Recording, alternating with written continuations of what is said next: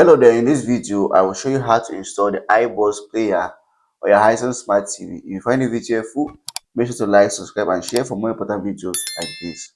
So on your Hisense Smart TV, which should look like mine, what you have to do is to come out to your app store, which should also look like mine because all Hisense Smart TVs have the same app store. Now once you go over to it, just click on search and then we're going to type in the IBOSS application. So it's IBOSS. So here's over here SS, and then you can go ahead and search. You're going to get the application over here. Here's it, iBoss player. Click on it once and it's going to bring you to the installation page.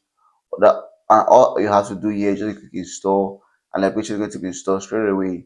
Now once you've installed, you have to choose where to place the application, and you can choose anywhere you want, and then you can go ahead and launch the application.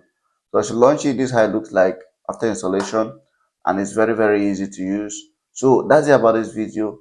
If you like it, subscribe for more important videos like this.